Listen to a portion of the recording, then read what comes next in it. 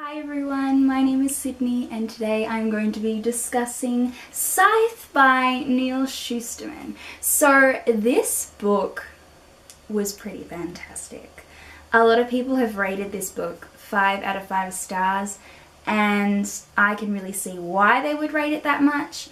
I personally rated it 4 out of 5 stars, but when I go into my spoilery section of this video, I'll explain why. So it follows these two teenagers named Rowan and Citra.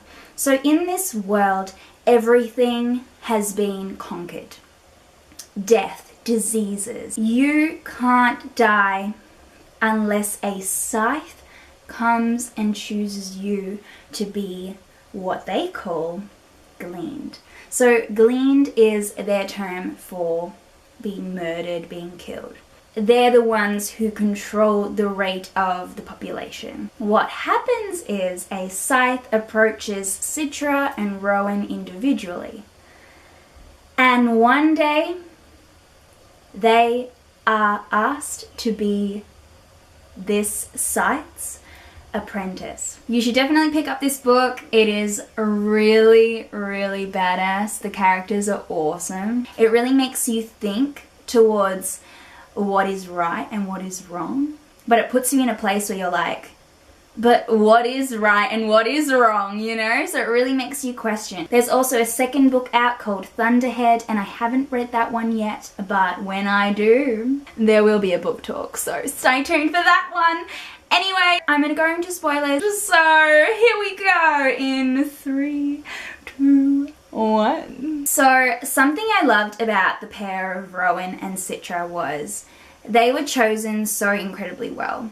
They both are incredibly brave and are able to stand up for themselves, which is really important for the job of being a scythe. You need to look at the people that you are gleaning and glean them. Basically kind of a humane mindset, rather than being like those people who are mass gleaners. We don't want to be like the mass gleaners because they do it for kind of the wrong reason. They really enjoy killing people and it's not humane in any way. I really felt like from the beginning that Citra and Rowan both had really kind hearts.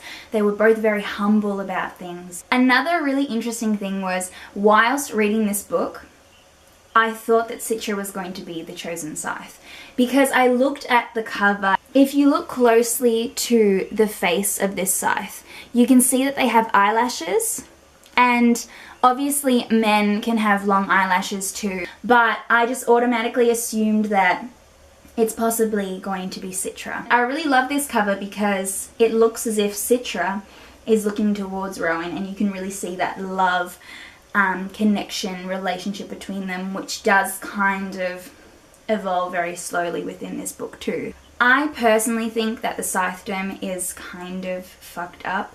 I think it's really cruel that they do kill children, because in this world people can live hundreds of years. People who have lived that many years, obviously they're still living their life, but they have seen so much, they have experienced so much in comparison to someone who is young, someone who is still in school. So I feel like when scythes choose to glean children, I think that it's really wrong, and I think it's a massive flaw in the scythedom. They should definitely go based off age. What I really liked as well within this book was Neal Shusterman chose to include journal entries from different scythes. So he started off with Scythe H.S. Curie, who is the Grand Dame of Death, which was really cool, and I love that we got to meet her in such detail later on in the book.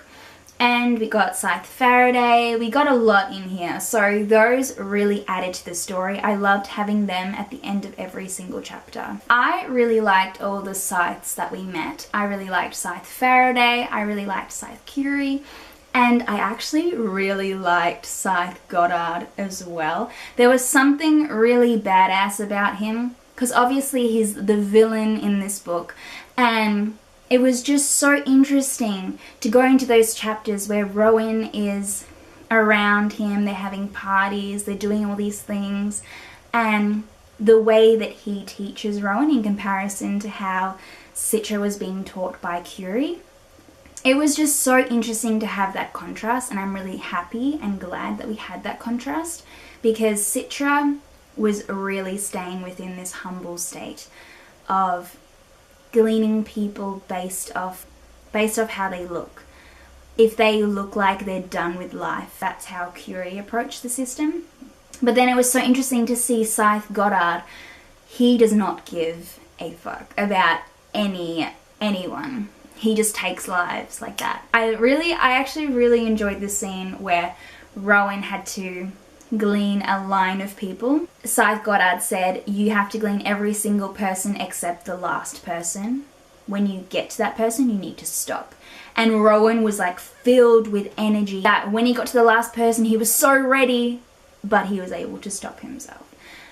That was crazy. I really hope that Rowan is able to stay in a humble mindset, but if he doesn't, this series is going to turn so crazy. We found out that Scythe Faraday wasn't actually dead. Citra was going through everything to find evidence and stuff. It was just so interesting. And then it led us to find out that Scythe Faraday was actually alive.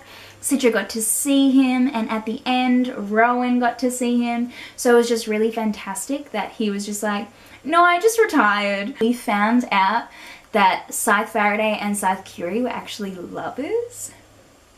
That was so awesome, and they were able to hide it for so many years. It was amazing to read that, because obviously we have these two main characters that we are following, Citra and Rowan. And they love each other. Already they love each other, but I actually really like them. I like that they have kind of emotions for each other and feelings for each other. It just adds another element to this story, which isn't what the story is about, because Neal doesn't focus on it to the fullest extent that most books do.